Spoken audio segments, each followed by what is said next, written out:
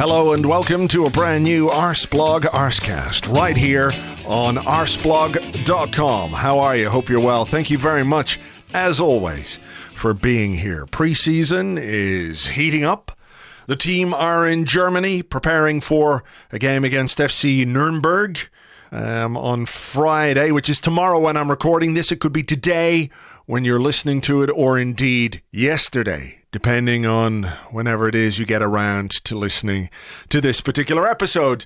The first part of the week, exciting. We got Gabriel Jesus over the line, done and dusted, and you know what? It's one of those where so much has been said in the last couple of weeks that you almost have to just sort of draw a line underneath it after you discuss the official announcement, which we did on Monday on the Arsecast Extra with Tim, who was filling in for James, who was on his holidays. But since then, not much has happened that can be talked about. Nothing has happened publicly in terms of transfers or anything like that.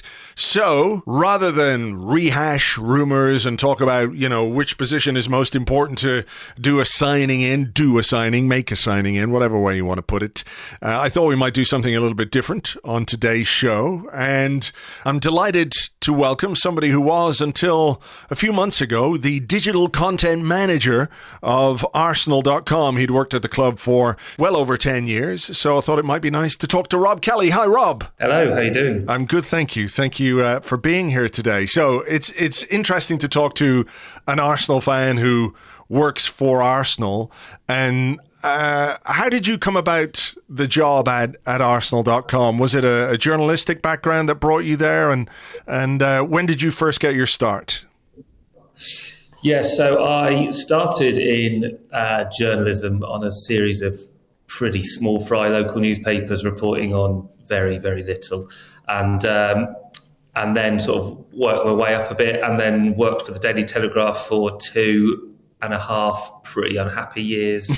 I'm not a great fan of their politics. Was less keen on the hours I had to work, which was like 4 till midnight, which is pretty grim. Yeah. But then, the job at Arsenal came up, and I've been an Arsenal fan since I was 5.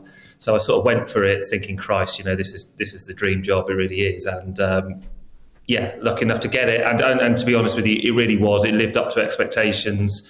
Everything I wanted it to be. It was as good as I hoped it would be. And listen, I should say, I now no longer work for Arsenal, so no one has got a gun to my head to say it was brilliant anymore. I've done enough spin for the club over the last 10 years. But it really was. It was an amazing job. It was an amazing job. So when did you start? What year did you start? It was December 2011, so just before, I don't know what on earth happened in that January transfer window, the 2012 one. I've got a feeling there were a few signings in then, but it was, we weren't great, were we, as a team? I'm talking about the football team rather than the content team.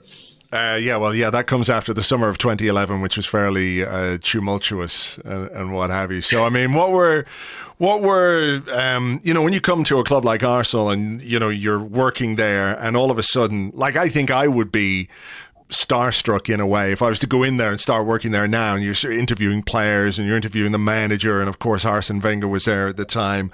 I mean, was that something you just kind of had to get on with pretty quickly? Was it a bit, were you awestruck at any point? I wasn't awestruck by the players, mainly because I don't think I really rated a lot of them. But I was very awestruck by Arsene Wenger. But to be honest with you, the way that when I first joined, I wasn't really allowed near Arsene Wenger. The guy who was in charge very much did all the interviews with Arsene. And then when he left, that's when I got my chance. But, when you walk in, to be honest with you, it sounds cliche to say, but, like I say, I've been a real huge Arsenal fan since I was 5. So when your contract comes through the post, it's got the Arsenal badge on the front, and then you sort of send little bits of kit like polo shirts. You're like, bloody hell, this is actually happening. This is amazing. And then you start, and then you go along to the games. And, I was lucky enough to sit in the press box at games, and that's when you think, Christ, this is a pretty cool job, It was it was pretty cool. But yeah, I mean, once I started sort of, being sort of entrusted, I spent like a lot of the first probably 2 years really working with the youth team, like the under 18s and the 21s as they were then, rather than the 23s. So you'd go on next gen trips. I used to speak to Hector Bellerin a lot on those trips, probably because, I had a brain and he did. Like he was happy to have a chat with someone, and he was a lovely guy then. He's only 16, and he's probably thinking, Christ, who's this prematurely balding guy at the age of 30? He's tagging along on our trip. But, there was some really good young players coming through then. Tuber Akpom was another guy I used to get on well with. There was some good young talent, but Hector was the one that you stood out at that time, thinking, Christ, this guy's good. This guy's got the lot. And I remember going to Lake Como for the Next Gen final in, I don't know, I'm guessing around 2013 or something like that, maybe 2014. And they played Chelsea in the final, and Chelsea just had a load of amazing players. Ruben Loftus-Cheek was there. Right. And yeah, it was, I wasn't working on first team, but it was pretty cool, especially at a club like Arsenal where there's so much emphasis on youth. It felt like, I was happy to be an ITK among my mates who are Arsenal fans. Say, oh yeah, you want to check out this guy Hector coming through? He's pretty good. Yeah. So yeah, it was a nice landing in terms of I wasn't just chucked in at the deep end like, here's Arsene Wenger, go. Yeah. And I think there is a bit more of that these days because of the way things are structured, and they're trying to give everyone a chance to experience what it is. But I was quite glad of that, because even though I had a bit of journalism experience, I genuinely think I would have frozen if I'd spoken to Arsene Wenger in those first 2 years. Because it's like my second dad, So they put you. Yeah, it's basically like you were put through the academy journalistically with the academy boys. So. Yeah, exactly. And look at me now. I've sort of done an Adebayor and asked for a transfer away from the club. Well, we might come to that at a later stage. Yeah. But I guess it gives you, like any job you go into, you have to learn what the way things work and everything else. But can you remember back to 2011? Because I can't. I mean, on a very vague basis, I can. But Arsenal.com, obviously the official portal, the homepage of the club and everything else. But it feels like, even though it was only 2011, quite a long time ago in digital terms, if you like, in the kind of content that was being produced and how it was being consumed as well. Yeah, and when I joined, .com was very much the focus. It was, we had a Twitter account. I think it was at like 1.8 million. And what are we now? We're at just shy of 20 million, I think, something like that. Right. Maybe they've passed 20 million now. So, and there's no Instagram. We didn't have a YouTube channel. There was, all the other platforms. Essentially it was Twitter and .com really at that time. So the way it was, it was pretty sort of single-minded in terms of this is how we service it. But then obviously the years go by, new platforms come out, and there's this sort of tension between, right, what do you hold back for .com, knowing that audience behavior is that, they want to, you need to go to where your audiences are really. So the role sort of expanded hugely beyond .com to sort of overseeing a lot of content and working out and signing off. My role became sort of overseeing content and sort of driving certain content strands and working with the video team, and there was a huge move away from the written form to video form, and that's just the way that digital media has developed over time. And so it almost bears no resemblance to the job that I left 4 months ago to when I started in the end of 2011. It was totally different. Yeah, and I mean, that is partly because of technology as well, that like everybody's got everything in their pocket now. I remember when Arseblog started 20 years ago, it was literally just a website, and then we had the mailing list, and then the social platforms come along, and you've got to kind of give people what they want, where they want it, even if you want to try and keep things exclusive in a way. Yeah, I mean, and you use a good phrase there, and actually one of the guys, Carl, one of my good mates who was head of video, actually got a T-shirt printed off with, whatever the acronym is, but you've got to give the people what they want when they want on the front of it, because it became, the team grows, but the demands of the fans obviously grow. And then there's obviously this there's a tension between what the club, we're almost on the front line, if you like, which sounds a very grandiose way of saying you work in social, but you're on the front line of you see what the fans want. And the great thing about social is it's very democratic. They tell you exactly what they want, and it's always fucking signings. But or an announcement. But they tell you what they want. I'm really proud of some of the content strands that we brought out, like Bench Cam and Open Mic we brought out in recent years. And we were only sort of able to bring out some of them because social's so democratic, and you can see the feedback, and it's not just about pure numbers. They were very high performing numbers anyway, content strands anyway, in terms of the numbers they're delivering. But when you see the feedback from the fans, you're like, right, well, this, it's great working in social because you get that very honest feedback.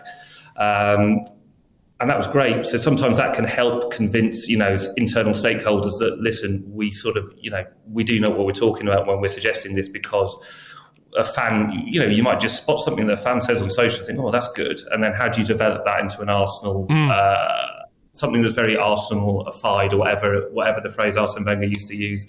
Arsenalisation, was it? I can't remember. Yeah. But so it's a very interesting role. Where it always got tense is when, the team went to shit basically for 3 or 4 games, and you have all this great content. You're like, well, we can't put this out now. Yeah. But you also can't go quiet, because there is a need to serve the fans, not just for algorithmic reasons on these social platforms, but just because you just can't. You might post and everyone tells you to shut up and be quiet. And I know everybody got sick of, and quite rightly got sick of, the same old stock stories that appear on .com of, we'll learn the lessons of this one. It's sort of Theo Walcott's stock phrase, wasn't it? Something like that. Yeah, I have. We've had a fucking team meeting and we'll come back. Well, I had in my notes here, just, before we were talking, and we're sort of jumping all over the place, but this is great. Like, I had Johan Juru down, because I remember a period where when a game was lost, he was the guy front and center saying, that wasn't good enough, we'll go back to the training ground, we'll work harder, etc., which, is kind of the only thing that he can say, and it's kind of the only thing that you can put out. But you guys are obviously fully aware that when you put stuff like that out, people are going, oh, Jesus, now here's Johan Juru again telling us that everything's going to be okay. And it's like, it is a weird one, because on the one hand, people understand, there isn't much he can say and there isn't much you can put out. And then some people will say, well, don't say anything. And then other people will go, well, why have they gone quiet? So you're in this kind of maelstrom of having to do something, but you can't do other things. I mean, how does that play out when you're having to stand there with a guy who's just lost a game, a professional footballer who's hurting inside because he's lost a game, and you're standing there going, well, that wasn't a great day, was it? And he's like, no, not really. And it's so limiting as a format. It must be difficult to put yourself and that player through it in a way. Yeah, and ultimately, in recent years, when Arsenal lost, we tended to, for a period we used to not get a player, and then there was internal discussions. So listen, and this was sort of led from on high, really, that it doesn't reflect well on the club if nobody speaks up, and if you're going to speak to someone, I know you've got to. Contractually speak to the likes of Sky or BT Sport. Arsenal.com's there to serve as an arm of that. And it is difficult. And actually, you have to sort of, we sort of learned from that experience and sort of tried to amend it a bit. And you go into one of those interviews thinking, right, what is the line that I want to get from this player that will serve him well and serve the club well? Yeah.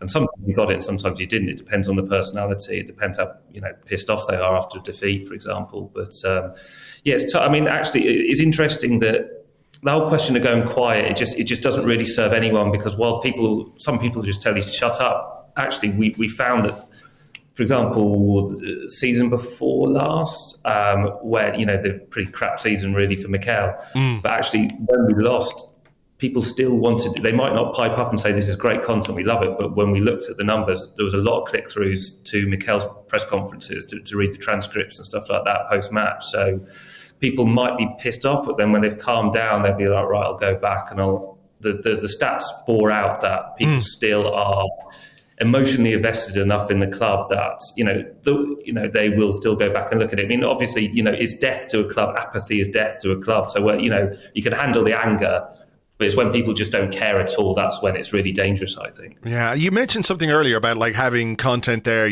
good ideas that are ready to go. Like, could you only do bench cam, for example, on a game that Arsenal won? Is it? No, we did it on draws as well because we knew people are into it. And if we lost, it's quite hard to do it for a loss because it just wouldn't do much. But it was such it's a pretty simple bit of content, but it always performed incredibly well. But obviously, if you draw but you've conceded a 93rd minute goal, then you're not going to put that out. Sure. You have to. You can't be tone deaf. The whole thing is about you have to just listen to your audience and you make a decision. And obviously, Premier League embargoes sort of help you in a way because you're not able to put stuff out for whatever it is 24, 48 hours after a game anyway. So you get a bit of time to make that call. What about? I mean, the appetite, I think, for behind-the-scenes stuff must be huge from fans. And, interviews and the usual sort of pre-game, post-game stuff is fine, and people sort of accept that. But stuff like bench cam, I know other clubs went big on things like tunnel cam, which I guess is fantastic content sometimes, probably other times there's not much.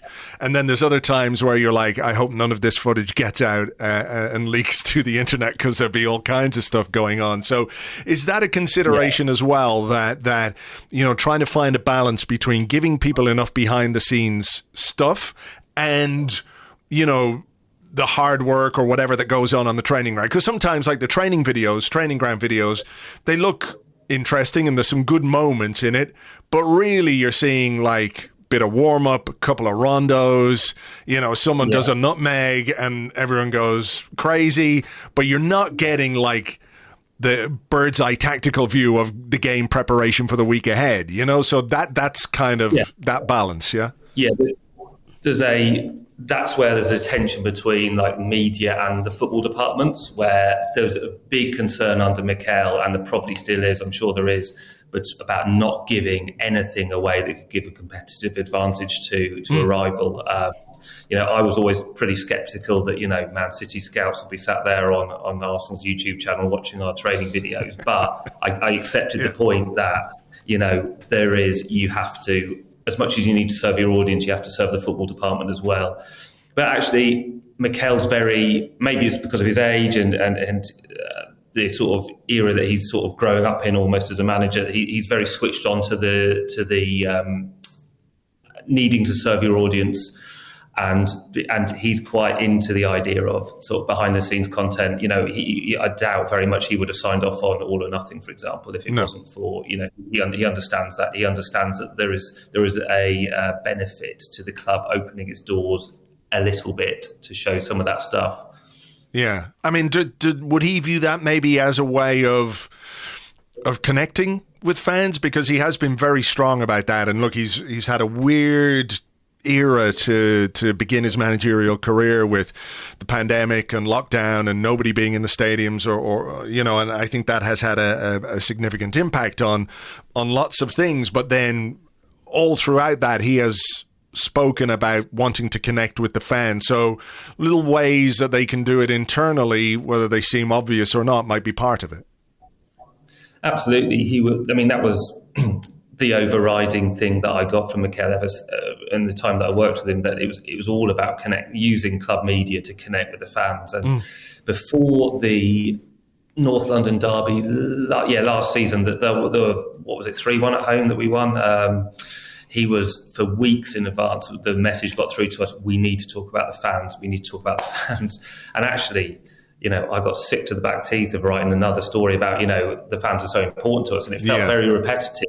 But then, and I was, I'm quite cynical anyway as a person, but then you got to the game and actually it felt, and maybe it's just because we won, but even before the game, I felt like there was a connection between the fans and the team. That's slowly been building anyway, but he placed such emphasis on it that it felt like actually there is method behind this, and like it might be boring for us as a media team to have to churn out the same old story each time, but if that message is getting through to enough people, then it can have an effect. And it did seem to work to a degree, certainly in that game. That's when I really noticed it. What about the, I don't want to dwell on bad times or anything like that, but there is only so far, let's say, you can go in terms of a line of questioning or what you write. Like if, for example, on Arseblog, I can write whatever I want after a game goes bad. I can go to town if I feel like it. Whereas if you're working for the official website of a club, there is I suppose a responsibility. Yeah. I mean, you have to, you're the public face, digital public face anyway. But, as a fan as well, there must be times where that sort of crossover between your own frustration and then what you can put on paper might be a little tough, no? Yeah, 100%. I mean, actually, writing-wise, I found it easy because I can just sort of detach myself emotionally from that. Where I had a big trouble with that, sort of separating the fan from the employee, was for away games. I went to the majority of away, or not the majority, I went to a lot of away games anyway in a working capacity. And just due to resource issues, we'd have the co-commentator. The co-commentator was always the editorial lead, which is what I was. So I'd be sat there with Dan Roebuck, he'd be commentator and I'd be co-commentator. And, I can remember times at Anfield when we went through a terrible period. I'm not sure if we're through it actually yet, but terrible period of just constantly getting battered by them.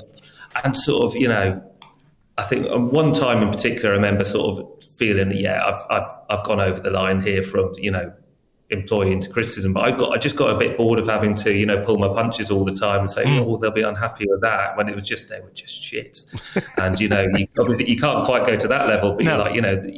You can say sometimes, and actually Dan was saying that afterwards he got some emails saying, it's quite refreshing.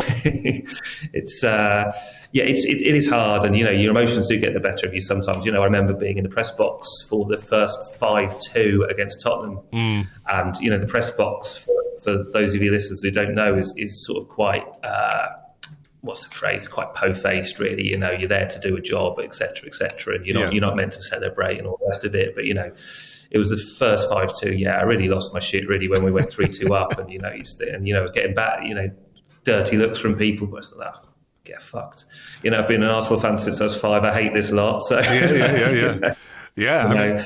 I'm always going to celebrate beating Tottenham. So what can you do? What can you do? Yeah. Sort of is probably the summary is there's lots of times where I was very unprofessional. So. Right. Well, that's fair. Football is an emotional game, and we're all invested in a significant way with that. But let's talk a little bit about a match day then. So. Do you make your own way to games? Do you travel with the team? Is there a media minivan? How does that work? Well, for home games, you obviously just make your own way there. For away games, you tend to travel. You don't travel with the team. No, you just because they tend to go up, the day before and stay in a hotel. And obviously, for financial reasons, that doesn't make much sense. I've got no need to be there, for example, the day before a game. So, you just travel up in the morning on the train or whatever, and you get yourself to the ground. For an away game, there's probably from the media side, there would be like say 3. There might be me, who's looking after co-commentary and match reports and interviews and website stuff, and then there'll be someone who's looking after social stuff in the ground, and then you'd have a camera op as well who'd be there. And then you've got Dan Roebuck as a commentator, and then you'd have a team of people working from home, and then you've got a comms team. So you either travel up as one or in part, and then you tend to get there 2 hours before a game, whether it's home or away, really. If it's a derby, you'd get there maybe 3 hours, just because there's just so much content you can get. Yeah. And then it's a case of just basically, you just you arrive, you're straight into work, and it's pretty full on from then until at least, result dependent. If you beat Tottenham 5-2, like I mentioned earlier, if that game finishes at 4, then you work until midnight without doubt. So. Yeah. What about the player interview, the post-game interview with whoever the fortunate or unfortunate player might be? Is that something that you try and pre-arrange based on the game, the opposition? Do you just wait and see how it plays out? And then what do you have to do? Do you have to sort of send a message down, or do you knock on the door and say, hello, please, will somebody talk to me? I mean, I wasn't allowed anywhere near the dressing room. Right. It's very much the comms department that would control that. So you'd have a couple of guys working from the comms team who'd be working there, and they'll do their best to get you a player every game. And but obviously, if it's been a bad result, it's tough enough for them to get one person out to speak to Sky or BT, like I said, because it's contractual. They actually have to, or the club will get fined. So they'll tend to just, if Per Mertesacker was a perfect example, he's a player who'd always stand up and do it, no matter what the result. But they'd be like, right, you're going to get Per after Sky because we just can't get anyone else. And you'll do your best, but some players are just not interested in doing the interviews, win, lose or draw, really. And some are. Some will always step up and do it. To be honest with you, I've never been the greatest fan of post-match interviews, whether that's conducted by, us or whether it's just watching as a fan. I've never been hugely interested. I'm much more interested in the manager interviews, but the player interviews, they're quite rightly, well aware that what they'll say will get pulled out of all context. So they're very unwilling to give anything away. Yeah. And I can't really remember off the top of my head in 10 years at Arsenal a post-match interview with the player, good, bad or indifferent, where I thought, that's a great interview. There's not a huge amount of value in them to me. Yeah. No, I mean, I get it. And you do see sometimes repetition if a player's on Sky and then he talks to you guys. Very often the phrasing is pretty much the same because they're just giving the same answers to the same questions. Yeah. Much more opportunity with managers, though, to tease out certain aspects of a game or performance, whether it's good or bad or something in the middle. There always seems to be a lot more to ask. But very often, I think you find just a lot of the questions are pretty, I was going to say vanilla, but vanilla is great. I don't know why people say that. I think vanilla is excellent. Very beige. Nobody's going to go to town for beige, right? Yeah. Do you sometimes, or had you occasions where you sit there in a post-game situation where there's a really blindingly obvious question that nobody's asking?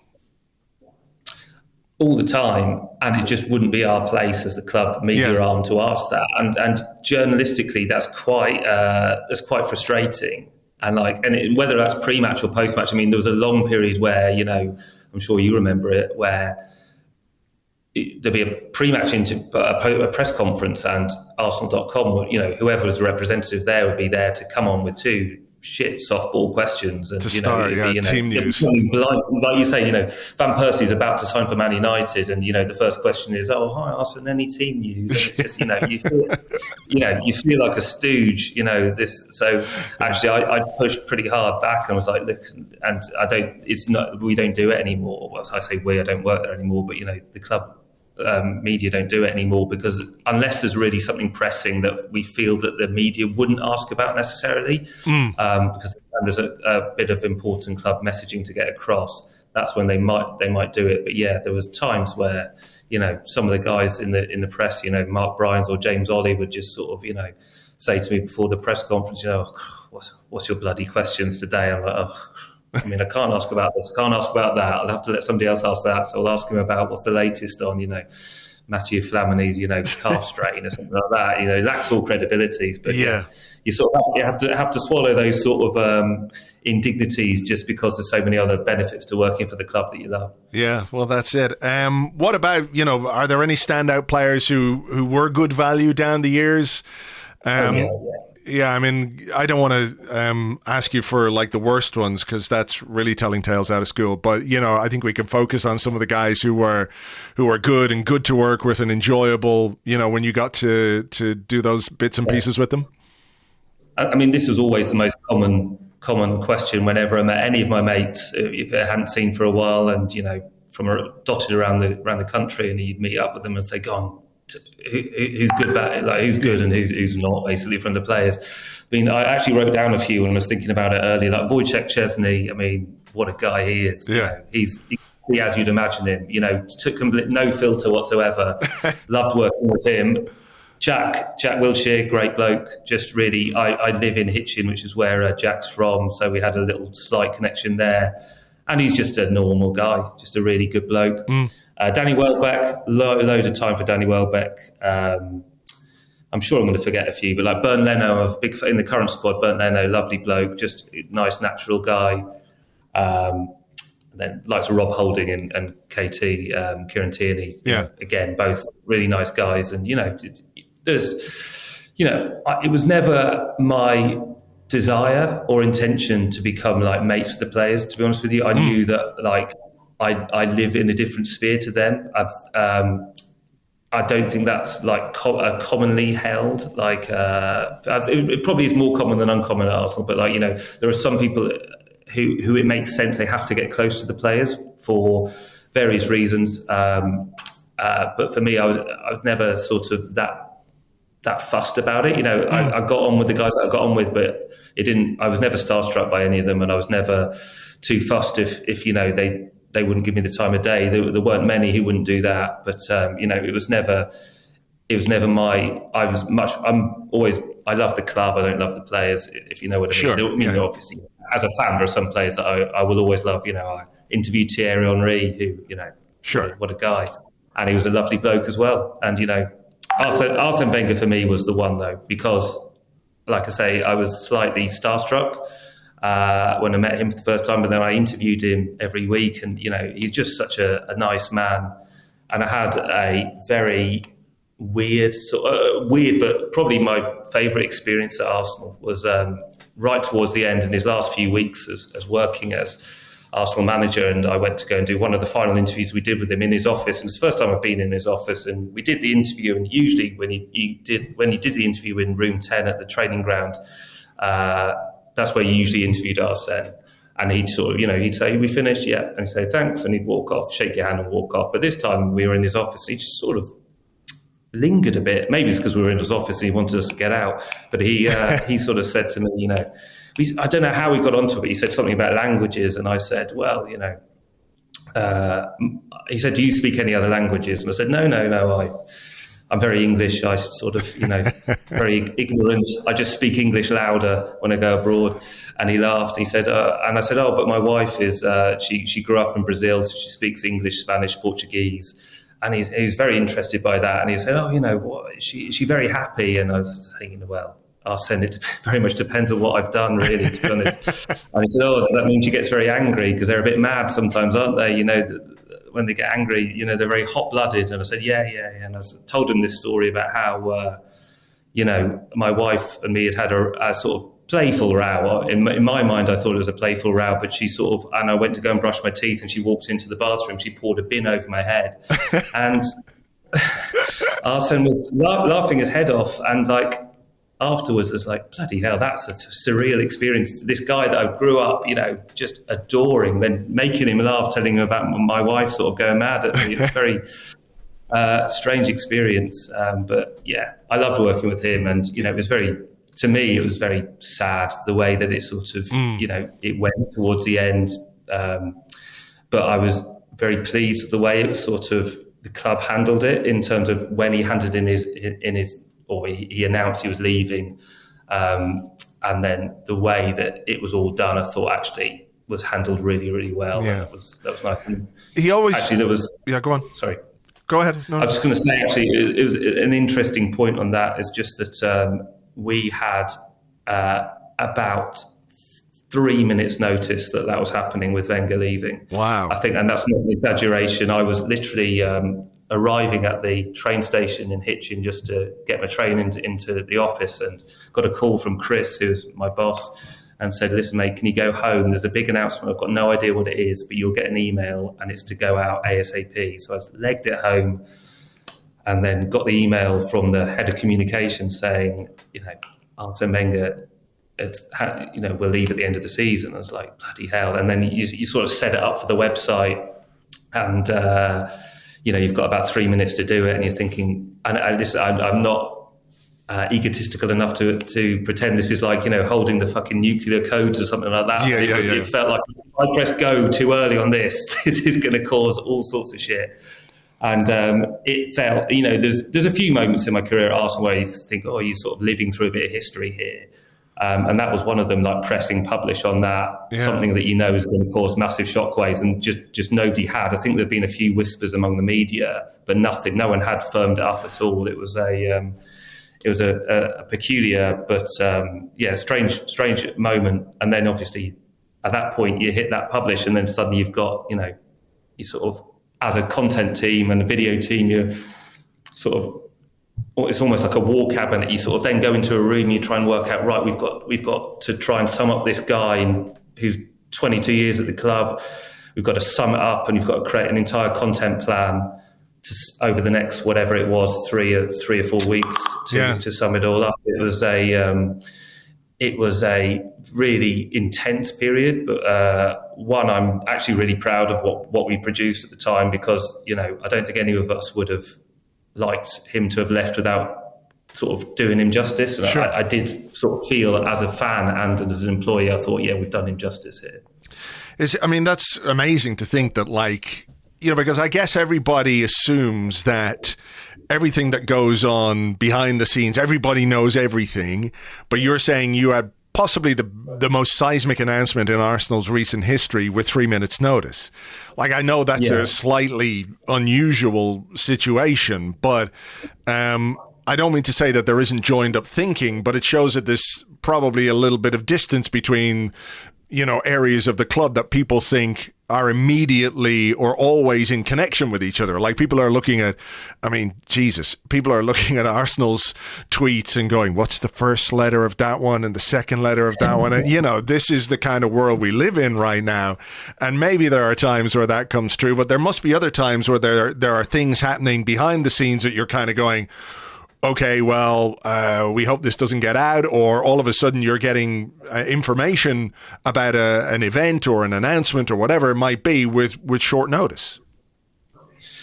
Transfers are the perfect example, to be perfectly honest on that. I always had a wry smile when you'd sort of, the fans are desperate for an announcement, and everybody, you tend to know when the signings are going to be made. And we might have all the transfer stuff ready to go, but Arsenal's it's not pretty. It's a very conservative club with a lowercase c in terms of they will not go live until everything is sorted, basically. And I don't know why that is, and that caused a fair bit of sort of tension between maybe us as a content team, because we were like, listen, everybody knows it's happening. Why is this dragging on? And we. The Gabriel Jesus transfer the other day, obviously I was looking at it from afar now, this time as a fan, but obviously with some insight into it. And even to be honest with you, I thought that one did drag on quite a lot longer than I was expecting, considering I know when they captured the content. But with transfers, just sort of going back to the original question we didn't really get any prior insight. You might get a day or two, not before you announce. You might get a day before you get your access to the player. And I'm guessing it works for the club you have to control that information, because clubs are multifaceted beasts in terms of so many people. The more people who know a bit of information, the more chance there is of it leaking, and that wouldn't be done on purpose, but it's stuff just seems to get out, doesn't it? So we would actually, we wouldn't have that information. And we're like, as a content team, we were like everyone. You're waiting for David Ornstein to tweet it or James. It really was. It was, I remember the Nicolas Pepe one saying to, director of comms, this one looks like it's got legs. Is it should we start preparing? He's like, honestly, I don't think it's close. And then sort of a day later, you're like, we've got Nicolas Pepe on Wednesday, whatever. Right. You're like, Christ.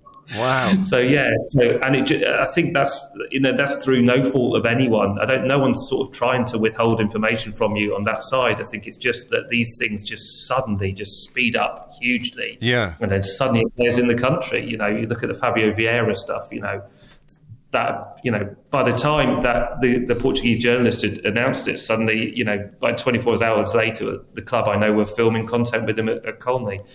So it's transfers are really exciting to work on, because that the reaction they're going to get. Yeah. You know, the fans are going to go wild for it, and you want to do justice to that. And, you know, the way that we announced sort of changed all the time over the years, but they were the most exciting ones to work on. You know, the one that, I don't want to dwell on it too much, but the one that I think the best announcement we did at the club was the one for Aubameyang, but we'd managed to, through an internal error, managed to bloody announce that the night before. That was the Mkhitaryan thing, right? Well, I mean, that was unbelievable, right? Because we had Mkhitaryan the week before, and we didn't even know we were signing Aubameyang, but we'd seen the rumours. So we were like, listen, let's just get this. We had Henrik on a green screen. We were like, let's just get this. You know, Yo Pierre, do you want to come out here? And we'll just get it. And if we sign Aubameyang, then we've got a nice plug into it. And we underestimated the powers of the Arsenal fan base in terms of lip reading, obviously. Never underestimate the power of Arsenal Twitter when it comes to transfers. It's amazing. Incredible. And then, I mean, but it was incredible. But it was always you want to create something really unique for every transfer, because you know that's your big moment, and it's still the most exciting moment, I think, in the summer, isn't it? When even from the point of you know a player's signed, when David Ornstein says it's pretty much done, you know it's pretty much done, right? Yeah. And but I think even now as a fan, knowing the way it is, you know, it's not official till it's official. Yeah.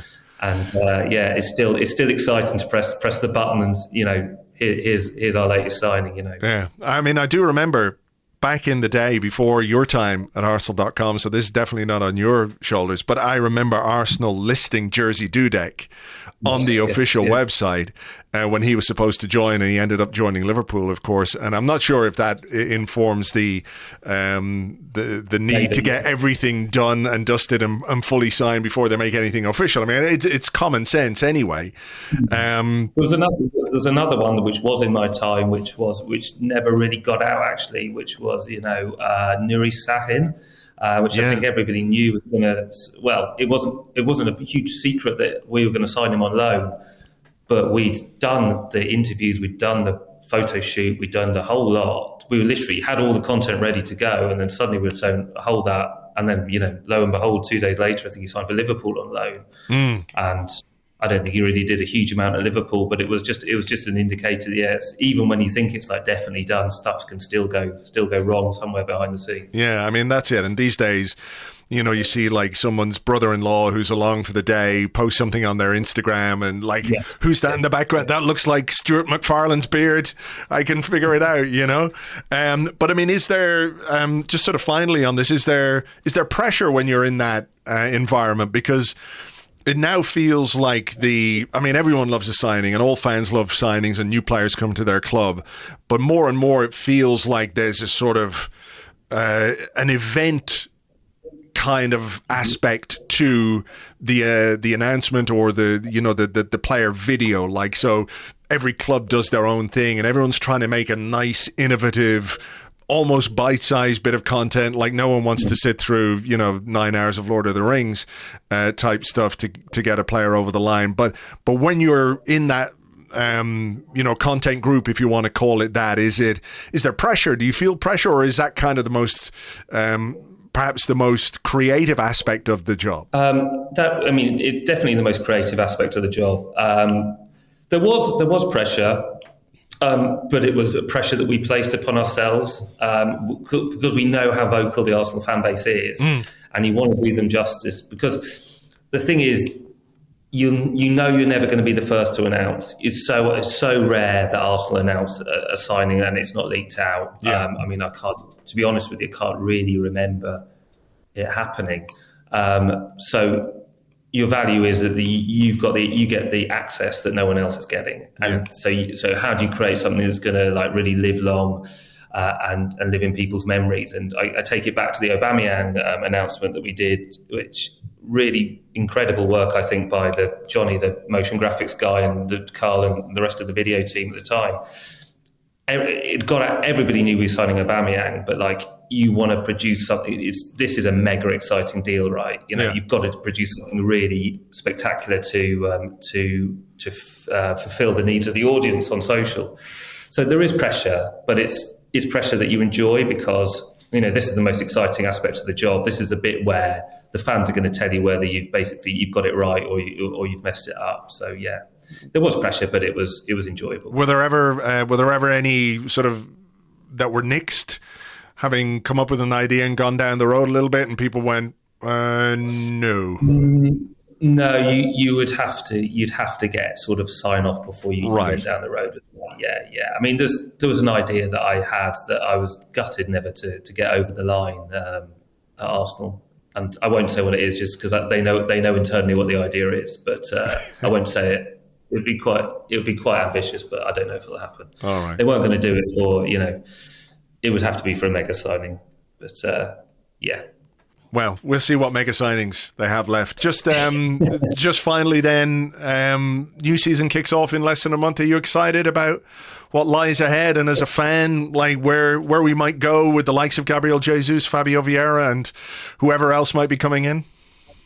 Yeah, I'm really excited actually because, I mean, number one, I've got my season tickets. I'm really excited about going back as a fan and taking my oldest son along.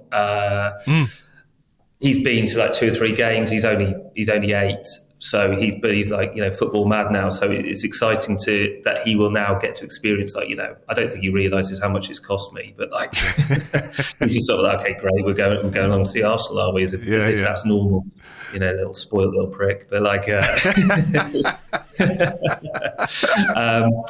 am excited about Mikel and what he's doing, and you have these back and forth, don't you? When we put in a bad performance, we look bad, don't we? But then, I think the general direction of travel looks really positive.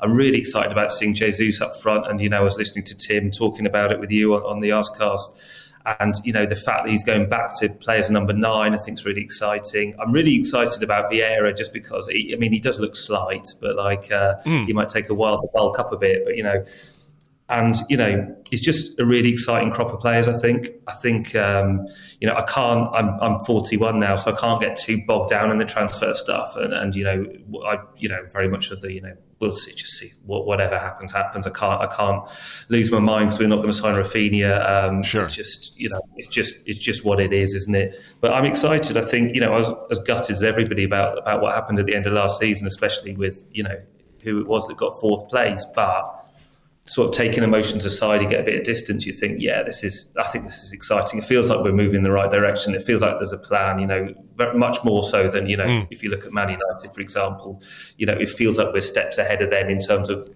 plan. And listen, they might go and spend 400 million quid and they'll finish above us in the thing. But at least it feels like we're taking, it's building blocks, building towards something substantial. Yeah, well, look, fingers crossed we can keep going in the right direction. That was really interesting, fascinating behind-the-scenes stuff. Rob, thanks very much indeed. Thanks, Andrew. Really enjoyed the chat. And, hopefully it's not killed off all my relationships with people still at Arsenal. So.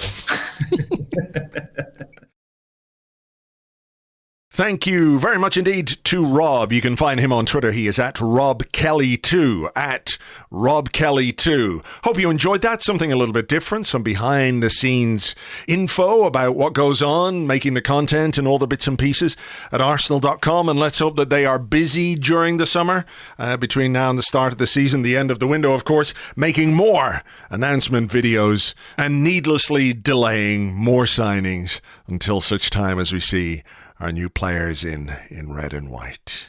That was a little tongue-in-cheek there. Right, I'm going to leave it there for now. Just want to say that this week there is no end bit, no bit after the music. It just doesn't feel quite appropriate. But James and I will be here on Sunday with an Arsecast Extra. So we'll be around to give you another podcast over the weekend. We'll be here on Sunday. We can talk about the game that happens in Germany and hopefully maybe a new rumour or two with regards to signing or maybe even some concrete information. Who knows? For now, though, as always, thank you very much for being here. Thank you for listening, downloading, sharing, and all the rest. Oh, I did want to mention that we have launched the new Fantasy Football League over on Patreon. You can join in if you're a Patreon member. Go to patreon.com/Arseblog. You'll see a post there which gives you all the information you need to join the league. It is a brand new league this year. You won't automatically roll over into the new one. So if you are a member, if you are a Patreon member and you want to get involved, you do have to sign up to this brand new league. So don't get caught out there. We do have great prizes to give away. First prize this year is €500 plus an Arsenal shirt. We've got a second prize of €300 plus an Arsenal shirt. Third prize, €150 and an Arsenal shirt. And fourth prize gets an Arsenal shirt and the amazing, much sought after fourth place trophy. So if you want to join in, if you want to get involved, patreon.com/Arseblog. Join myself and James on Sunday for the Arsecast Extra. Until then, have yourselves a great weekend. Take it easy, folks. Cheers. Bye-bye.